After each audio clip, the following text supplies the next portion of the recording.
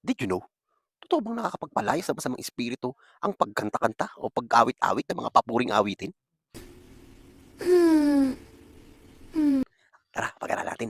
Totoo naman yon sa Old Testament, talagang umaalis ang espiritu kasi hindi naman permanente. Hindi permanenteng nananahan ng banal na espiritu noon sa katawan ng tao, pero hindi ngayon sa New Testament.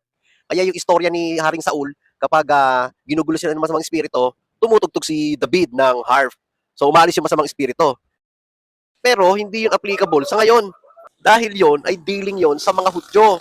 At saka wala pang namamatay na Kristo noon eh. 'Di ba? Ngayon ina-apply ng mga pastor yan sa panahon pa rin ngayon na habang kumakanta kayo, maalis daw sa mga espiritu. Diyos ko, ang maalis yung tao kasi kapangit ng tugtugan ninyo. Ang ingay. Grabe. Pag pumalo yung drum, makala mo nagigimbal yung dibdib mo eh.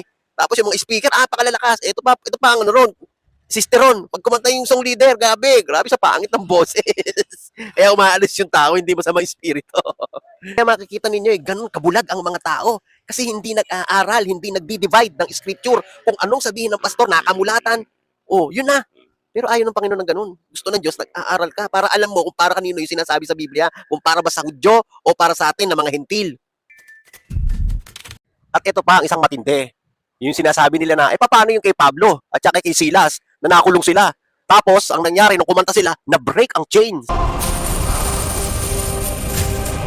Kaya ang ginagawa ngayon ng mga mangangaral, ikinukunik ngayon yun. Dahil na si Pablo tinawag para sa hentil. So pag kumanta, nabe-break yung chain. Yung chain daw ng kahirapan, yung tanikala sa gawa ng kaaway, naka-entangled daw doon, nabe-break daw yun pag kumanta. Hoy, mag-isip ka kung ano ang konteksto nun. Kung bakit na-break yung chain doon. Hindi yun dahil sa kumanta sila. Walang kapangyarihan ang pag-awit. Ang meron, ang Diyos. Ang pag-awit ay expression lang ng pagbibigay mo ng pasasalamat sa Diyos. Kaya sa Biblia, hindi direktang tinukoy na ang pag-awit ay ang nagpakawala o nagputol ng chain nila Silas. Ang pino-point out ng istorya na yon ay sa kabila ng pagkakulong nila Pablo, pagkahugupit, nakakakanta pa rin sila.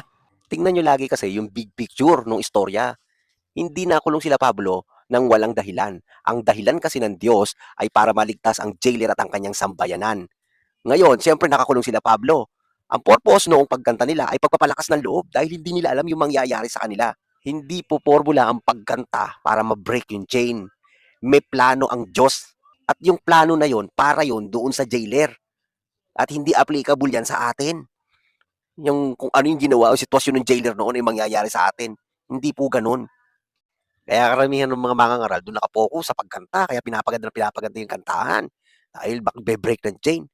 Tignan nyo lagi yung big picture ng istorya para hindi kayo naliligaw ng context. Kaya kung i-analyze niyo yung istorya, uuwi yon sa Romans 8:28.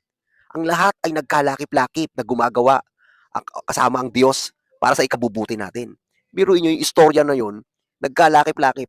Yung pagsaway nila Pablo sa bata na hanggang sa pinakulong sila, hinagupit sila, napunta sila sa kulungan, ginapos sila. Nung ginapos, siyempre kailangan lumakas ang loob nila, kaya kumanta-kanta sila. Pagkatapos nun, nagkaroon ng malakas na lindol dahil ang malakas na lindol ay plano niya yon para mapaniwala ang jail guard na totoo ang Diyos nila Pablo. Ngayon, nung nagkaroon ng lindol, natakot yung jail guard, akala nakatakas na sila Pablo. And so on, kung babasahin niyo yun, ang kauuwi at kakauwian doon, Acts 16:31, believe in the Lord Jesus Christ, sabi ni Pablo doon sa jailer. Kasi tinatanong niya kung paano siya maliligtas eh. 'Di ba? So yun. Kaya ang big idea dyan, sa ating kapanahunan ngayon, ang pagkanta-kanta ay hindi nakapagpapalaya sa masamang espiritu. Yan ay nakakapag-lift up ng espiritu mo pag ikaw ay nanghihina.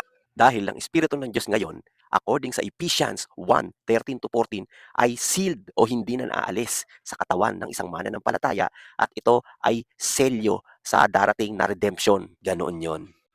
Now, you know it. Ngayon, sa susunod, pag-aralan natin yung salitang in Jesus' name, kung maililigtas ka ba niyan kapag nasa panganib ka. Did you know